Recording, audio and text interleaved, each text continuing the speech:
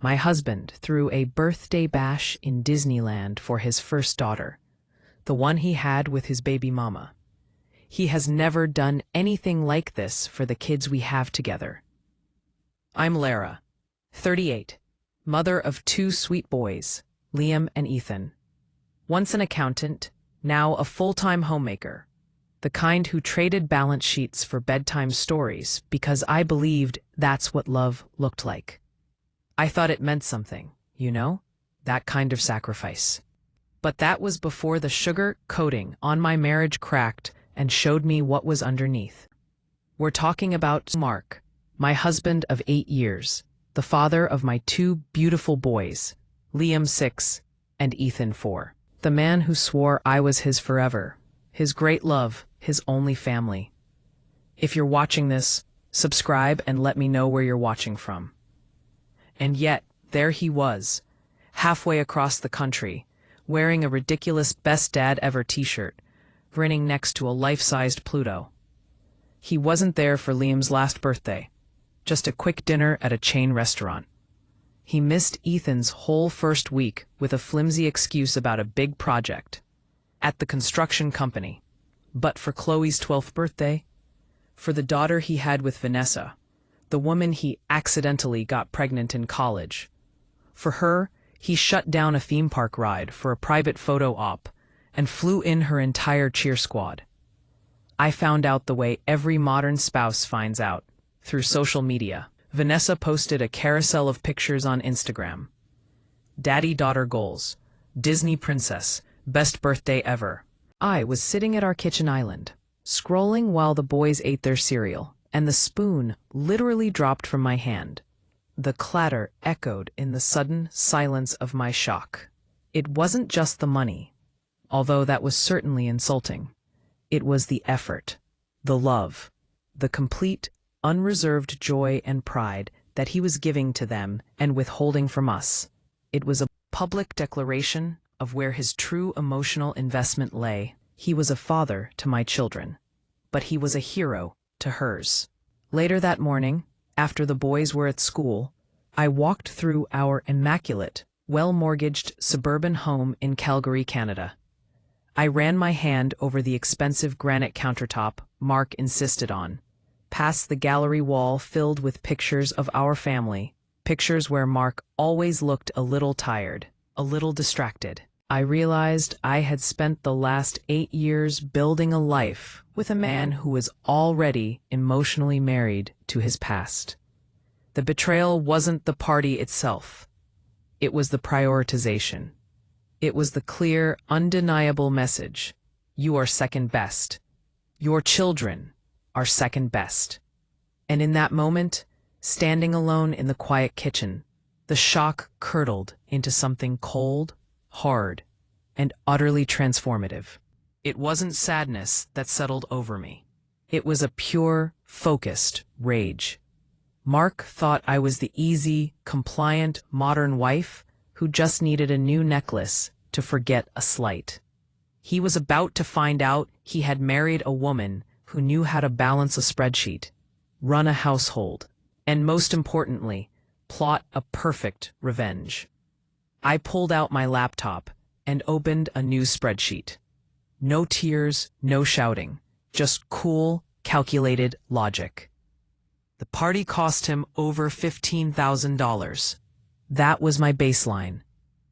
I wasn't just going to get my money back. I was going to reclaim my worth. And I was going to make sure that Mark's precious, privileged world came crashing down around him with the same public, devastating clarity he had used to humiliate me.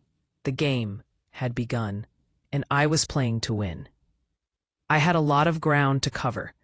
I wasn't going to spend weeks crying over a man who valued a princess costume more than his wedding vows. I was going to get busy. My first thought was immediate retaliation.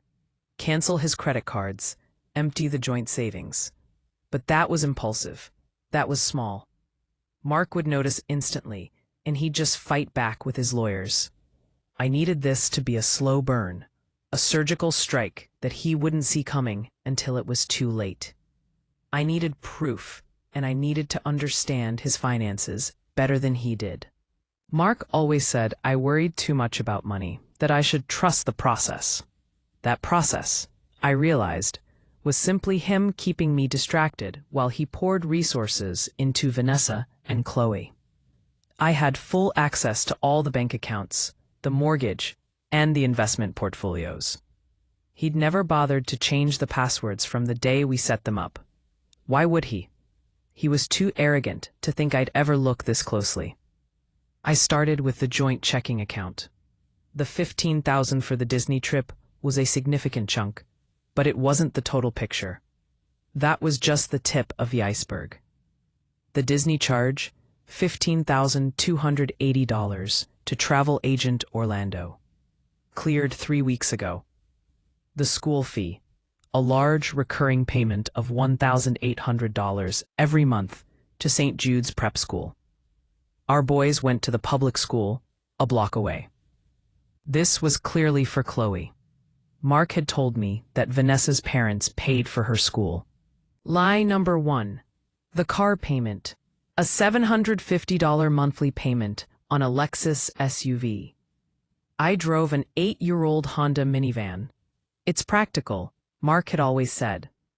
I checked the registration papers I secretly dug out of his office safe. The Lexus was registered to Vanessa Kinsley. Lie number 2. I felt the ice spread from my chest to my fingertips. It wasn't just a birthday party. He was funding a whole separate life. Our family was his cost-effective, low-maintenance base, while his real effort, his real future, was being poured into the one he left behind. I moved to his business accounts. Mark was a partner in a mid-sized construction firm, M&H Builders. I had access to some of the monthly financial statements, mainly for tax purposes. I didn't understand the construction industry, but I understood numbers. I noticed a steady monthly expense under consulting fees, a $5,000 payment to an entity called Kinsley Designs. I typed Kinsley Designs into Google.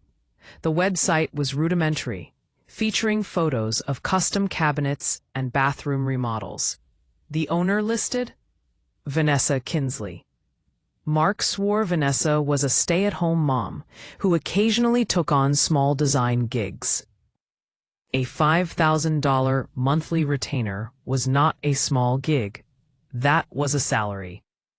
He was funneling money to his ex under the guise of a business expense, likely claiming a tax deduction on it. I printed every single document, the bank statements, the car registration, the company's payments to Kinsley Designs.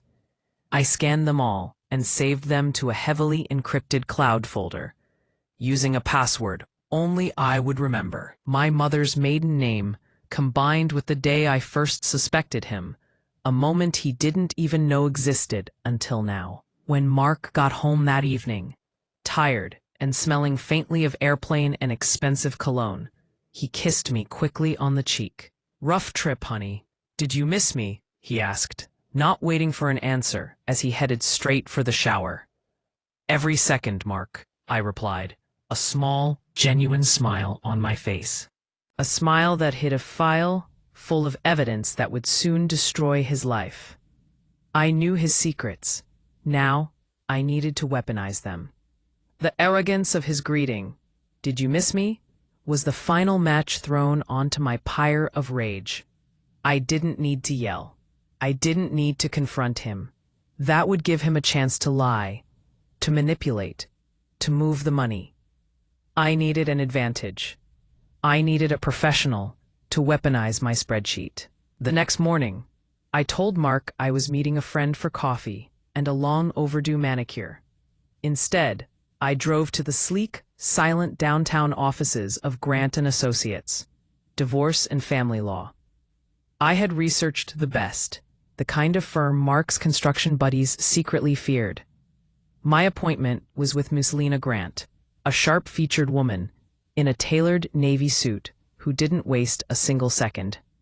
I sat across her mahogany desk, and with a calm I didn't know I possessed, laid out the printed evidence. He spent $15,000 on a single birthday party for his daughter with his ex, I started, my voice steady. Meanwhile, he sends our kids to public school. He's paying for the ex's private school, her expensive SUV, and funneling $5,000 a month to her through his business as a consulting fee. I believe this is fraud, Miss Grant. Lena didn't blink. She didn't gasp. She just picked up a magnifying glass and examined the bank statements. This is excellent, Mrs. Harris. Most women come to me with feelings. You've come with evidence of financial cohabitation and fraud.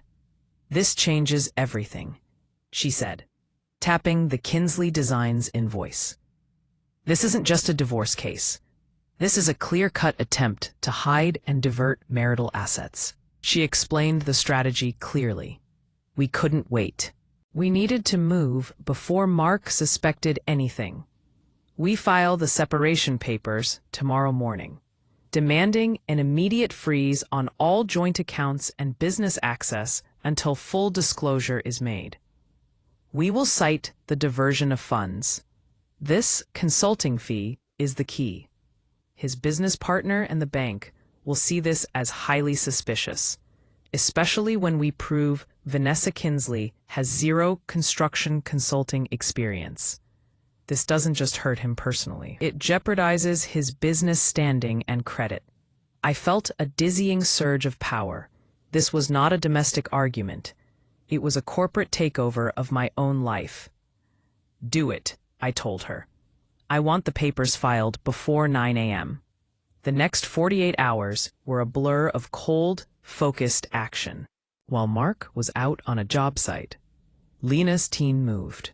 First, I withdrew a substantial but not alarming amount of cash from the joint savings, enough to cover 3 months of household bills, a plane ticket, and a couple of nice new outfits. My go bag wasn't filled with jewelry, it was filled with files. Next, I changed all the passwords on our smart home systems, our home security, and our Wi-Fi. He could keep the house, but he wouldn't be able to turn on the lights or connect to the internet without begging me for the new code. Small, petty, yes, but satisfying. Then, the final, crucial step. I packed 2 suitcases for myself and the boys. I told the kids we were having a surprise weekend staycation at a hotel downtown. They were thrilled. I kissed Mark goodbye, giving him a genuinely warm hug, my last moment of pretense. Have a good weekend, honey, I whispered, holding him a little tighter than usual. You too, sweetie, he mumbled, already absorbed in an email on his phone. He didn't see the car I rented waiting around the corner. A small, anonymous sedan. We checked into a quiet, mid-range hotel miles away from our neighborhood. The boys immediately jumped on the beds, giggling. I watched them, my heart aching with the resolve that I was doing this for them. To give them a father who was emotionally present, or to at least secure a life for them that was honest and safe. It was 10:30 a.m. when Mark finally saw the email. He wasn't at the construction site. He was in a meeting with his business partner, David. Lena had sent the legal notice directly to his work email, copying David. The subject line was stark. Immediate freeze of assets. Harris v. Harris. The phone rang 2 minutes later. It was Mark. His voice not angry, but laced with a sputtering disbelief and panic. What the hell is this, Lara? A lawyer? What is wrong with you? I picked up the burner phone I bought that morning. Hello, Mark. You've received the documents. I think they speak for themselves. This is insane. Over a birthday party? You're going to ruin us over a damn birthday party? It wasn't a party, Mark. It was the tuition for Chloe's private school, the car payments for Vanessa, and the $5,000 a month you've been fraudulently running through your business. It was 8 years of proving that your first family was always your priority. A heavy, terrified silence hung between us. How did you— I'm a good wife, Mark. I manage the budget. I file the taxes. I know exactly where every dollar goes. And now, so does the court, the bank, and your business partner, who I'm sure is having a very interesting conversation with you right now about those suspicious consulting fees. You can't do this. You'll destroy my career. You did that yourself, Mark. You chose a Disney princess over your own sons. Now you'll pay the price. I hung up, placing the cheap phone on the dresser. I walked over to the window, watching the traffic below. My heart was pounding, but my hands were steady. The confrontation was over. The war had just begun. It was 8 years of proving that your first family was always your priority. A silence rang in my ears. The confrontation was over, but the real damage was happening 3 provinces away, in Mark's downtown office. I knew the conversation between Mark and his partner, David, would be far more explosive than anything I could throw at him. David wasn't just Mark's partner. He was his opposite. Cautious, obsessed with compliance, terrified of the IRS. Mark had always been the flashy one, the deal closer. Now, the flashy deal closer had just put the entire company at risk of an audit. 2 hours later, Lena Grant's assistant called. Mrs. Harris, Mr. Grant have just been contacted by David Chen, she said. Mr. Chen is in a state of panic. He's furious about the Kinsley Designs payments. He confirms Vanessa Kinsley has no contract or relationship with M&H Builders.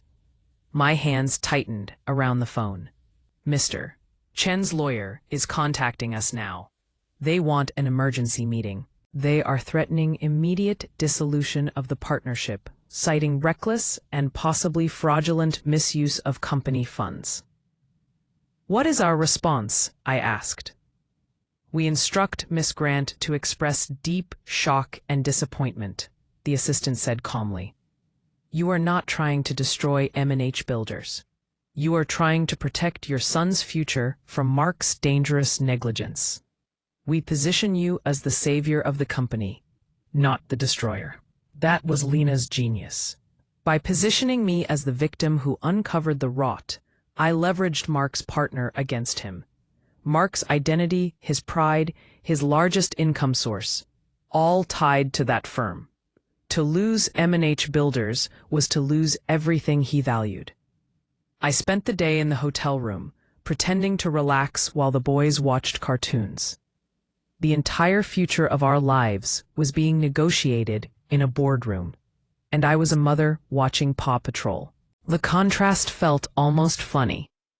Mark didn't stop calling. He switched phones, emailed, texted. I ignored it all. Lena had been clear. No contact outside legal channels. Any flare-up could be used against me, especially if he provoked me. At bedtime, I checked voicemail. A study of swift decline. Voicemail 1, 2 p.m. Lara, pick up. This is childish. We need to talk before you destroy everything we built. Angry, dominant. Voicemail 2, 4:30 p.m. Honey, please, it was a mistake. David is going crazy. I can fix this, but I need you to tell your lawyer to stand down. For the boys. Pleading, manipulative. Voicemail 3, 8 p.m. Lara, I'm begging you. I can't sleep. It's just me and an empty house. Please, can we just talk? I'm sorry. I love you. Broken, desperate. I deleted them without emotion. He wasn't sorry for the betrayal. He was sorry for the consequences. I went into the boys' room. They were fast asleep, snuggled under the duvet. I kissed their foreheads and felt a protective, fierce love. I was doing this for them. They deserved a father who showed up for their $15,000 birthdays, too. The negotiations lasted 3 silent, painful weeks. I didn't return home. I stayed in an anonymous hotel, working from a coffee shop, while Lena fought like a tiger. David argued to the bank that Mark was a liability. M&H Builders' credit lines were temporarily frozen. Mark's ability to operate was strangled. He had to choose between the immediate collapse of his business or agreeing to my terms. My demands were not petty, they were foundational. Immediate sale of Mark's share in M&H Builders. David would buy him out at a reduced but fair price. The funds would go into escrow until the divorce settlement. The house. I got the house free and clear, equity for the boys. The kids' future. I refused a monthly support payment he could haggle over. I demanded 2 separate, irrevocable trusts, one for Liam, one for Ethan, each funded with $250,000 for education and first homes. Secured. Outside his control. Mark protested. That's $500,000. It's too much. Lena was brutal. Mr. Harris, your wife has evidence of over $300,000 in undisclosed marital assets spent on your ex-girlfriend and her daughter over 4 years. The $500,000 is the cost of your negligence and an apology to your legitimate sons. The alternative is a forensic audit and potential criminal charges for tax fraud, which would sink your partnership. Mark folded. He had no choice. He built a secret empire for his past and left a trail of breadcrumbs straight to his downfall. The papers were signed 2 weeks before Christmas. I was legally separated and financially secure. The money was wired, the house was mine, Mark was out of M&H Builders. But I didn't feel the satisfying release I expected. The revenge was legal, but not public. The smug friends, his shallow family, Vanessa, none of them knew why his world had imploded. He was telling everyone I was crazy and stole his money. I wanted the final devastating blow. A public exposure to mirror the public shame he put on me with that Disney post. The final act was the annual Construction Industry Gala in downtown Calgary. Mark still had a ticket. He needed to be seen, to spin his story. David would be there, representing M&H Builders. I made sure I had an invitation. It cost a donation to a charity Mark hated, but worth every penny. I dressed with a cold, surgical focus. A sleek emerald gown, hair smooth, makeup flawless. I looked like someone who had just won the lottery, not someone whose marriage collapsed. I pulled out my burner laptop. I wasn't going to shout. That was his game. Mine was information warfare. I sent an anonymous detailed tip to Tanya Black, a ruthless local gossip columnist. The email had a PDF, the Disney charges, the SUV payments, the Kinsley Designs invoices, annotated with calm, factual notes, titled, "The True Cost of the Best Dad Ever." I scheduled it for 8:15 p.m., right when Mark was due to give a forced toast. I walked into the ballroom at 7:30 p.m. The city's financial elite dripped money and perfume. I saw Mark by the bar, thinner, jaw tight, laughing too loud. He saw me, and his smile died. "Lara, what are you doing here? You shouldn't be here," he hissed, grabbing my arm. "I was invited, Mark," I said. "I'm a respected member of this community. Or at least I was married into it. Unlike you, I represent my family's financial future now. Don't start anything. I have a speech in 15 minutes." "I know," I said, quiet and cold. "I wouldn't dream of starting anything. I'm just here to watch you finish." He tried to corner David, but David avoided him. The tension in the room was electric. Mark was the only one vibrating with fear. 8:10 p.m. The master of ceremonies introduced Mark. He walked to the podium, hands shaking. "Thank you. It's a pleasure to be here tonight." 8:15 p.m. Tanya's piece went live. My email hit her inbox. Mark spoke of dedication to family values. Phones lit across the room. People read the headline, "Best Dad Ever, Worst Partner. How M&H Builders' Mark Harris allegedly funneled $300K in tax fraud to his ex-girlfriend, while his own sons went without. David, closest to the stage, looked down, horror on his face. He stood. He spoke in a cold, clear voice. "Mark, your commitment to family values involved using our company as a slush fund to pay for Vanessa Kinsley's luxury SUV and her daughter's private school. M&H Builders has initiated legal action and is cooperating with authorities." Mark's face went white. He was publicly excommunicated. Everyone looked at him with disgust. His eyes found mine. I held his gaze, not smiling, not crying, quiet, immovable. "You said you missed me, Mark," I said, loud enough for nearby tables. "I hope you miss that $15,000 you spent on a cartoon princess. It cost you everything you owned." I set my champagne glass down, a deliberate plink, and walked away. No haste, no looking back. Outside, the Calgary night was cool. I drove toward my new life. Liam and Ethan would grow up knowing they were the priority. That was the only victory that mattered. The price of a princess had been paid, and it wasn't paid by me. I drove home that night, not as a betrayed wife, but as the owner of my own destiny. The house was exactly as I had left it, still, quiet, and now, finally, truly mine. The air felt lighter, cleansed of Mark's deceit and emotional luggage. I didn't celebrate with wine or music. I went straight to the boys' rooms, watched their sleeping faces, and knew I had done the absolute right thing. The days and weeks that followed were filled with the administrative cleanup of a fallen empire. Mark became a ghost. He was the subject of whispers, the villain in the local business columns, and the focus of a very serious investigation into tax evasion. The sheer public humiliation made it impossible for him to stay in Calgary.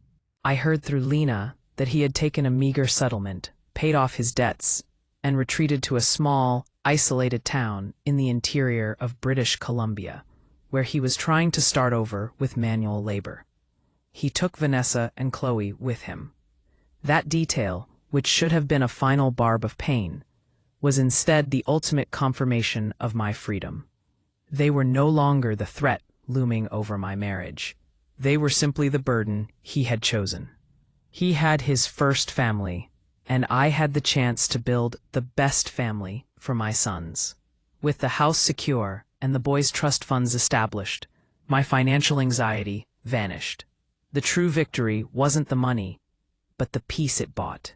I reorganized my life around Liam and Ethan. Mark's old excuses about big projects and long days that kept him from school events were now just distant echoes. I enrolled in evening courses to finish the accounting degree I'd abandoned when Mark insisted I focus on being the homemaker. I took a part-time job that allowed me to be home when the school bus arrived. I began to invest in myself with the same fierce devotion Mark had given to his ex-family. I rejoined a gym for the first time in 10 years, not out of vanity, but to work off the deep, cold stress the betrayal had caused. I started small, just walking on the treadmill, but soon I found a routine. The physical strength I gained mirrored the mental strength I had rediscovered. I felt the tension leaving my shoulders, the clear-eyed focus returning to my gaze. This quiet, personal transformation became my final, private revenge. For the first time, I felt like a whole, uncompromised person. I wasn't the wife who managed a fraudster's life. I was Lara, a strong mother building a safe, honest world for her children. I painted the boys' rooms, not in the muted, tasteful colors Mark insisted upon, but in bright, unapologetic blues and greens. I even sold the expensive granite island he loved so much and replaced it with a large, warm wood table, perfect for homework and baking. The house was no longer a stage for our perfect marriage. It was a home for our real family. My friends, who had been confused and cautious after Mark's claims of my instability, now understood the truth. I didn't need to explain. The court filings and the scandal did the work for me. They saw the calm, centered woman who emerged from the wreckage. They saw a woman who fought not out of spite, but out of a ferocious desire for justice and security. The finality of forgiveness. About 6 months after the divorce was finalized, spring was finally settling over Calgary. I was at the local park on a Saturday morning, watching Liam and Ethan climb the huge jungle gym. That's when I saw Vanessa. She was sitting alone on a bench, looking exhausted, scrolling on a phone that looked suspiciously like a much older model than the Lexus SUV he bought her. She looked thinner, her expensive clothes replaced by a faded hoodie. The sparkle of the Disney princess life had clearly dimmed. I paused, leaning against a tree. The old version of me would have felt a surge of triumph, a need to confront her, to rub the truth in her face. But the new Laura felt only a profound, almost detached pity. She looked up, catching my eye. There was no defiance, no malice, just a flicker of recognition and deep, weary shame. She knew who I was. She knew that the man she had allowed to use her and Chloe as an excuse for his deceit had finally failed her too. She walked slowly toward me, her hands twisting in front of her. "Lara," she murmured. Her voice was quiet, stripped of the smug confidence I had seen in her Instagram posts. "Vanessa," I replied, my voice calm, almost neutral. She swallowed hard. I just wanted to say that I read everything. I know Mark told everyone I was controlling him, that I was the reason he was having problems." She paused, her eyes filling with tears that didn't spill. "He kept telling me that the money was an investment in my design business. He convinced me that you were just difficult and that he was going to leave you anyway." She looked straight at me, her expression raw. "I believed him because I wanted to. But what he did to your boys, and what he ultimately did to me. I'm sorry, Lara. Truly. He made me feel like I had to be a secret, too." Her apology wasn't the fiery climactic confrontation I might have once dreamed of. It was quiet, mundane, and brutally honest. I looked over at my sons, who were screaming with laughter on the swings. "Mark Harris," I said simply, "doesn't have a first family or a second family. He only has a family that pays the price and a family that is the prize. He chose Chloe as the prize, and he chose my sons as the ones who paid. I don't care what you or he do now. It's over." I didn't forgive her, but I released her. She was Mark's problem now, her expensive fantasies replaced by a tough, shared reality with him in a remote town. My revenge had been delivered in a single, devastating package that broke free not only myself, but also his source of financial escape. "I wish you and your sons the best, Lara," she whispered, turning to walk back to her bench. "I already have it," I said, a genuine smile finally touching my lips. I didn't tell a soul about that conversation with Vanessa. It was the final, private scene in my own long, dramatic story. My life isn't about expensive trips or grand gestures anymore. It's about truth. It's about the $500,000 secured for my son's future, not squandered on a costume for another man's daughter. It's about the quiet evenings I spend reading to them, the uninterrupted bedtime stories, and the fact that when I look at Mark's empty chair at the dining table, I feel only relief. The sound of the house now was my favorite thing. The light, steady drumming of rain on the window, the boys' muffled laughter from the basement playroom, and the quiet plink of my own coffee mug on the new wood table. I cherished the smell of the new paint and the fresh, clean linen on my bed, free of the scent of deceit and distance. The revenge wasn't just in the collapse of Mark's world. It was in the peaceful, self-made construction of mine. I took back my name, my finances, and my dignity. I hope that when people hear this story, They don't just see the drama. I hope they see the woman who, when faced with the worst betrayal, didn't break down. She broke even, and then she built something better. And that, I realized, was the most satisfying revenge of all. Click on the next story waiting for you on screen. Because trust me, the betrayals only get darker from here.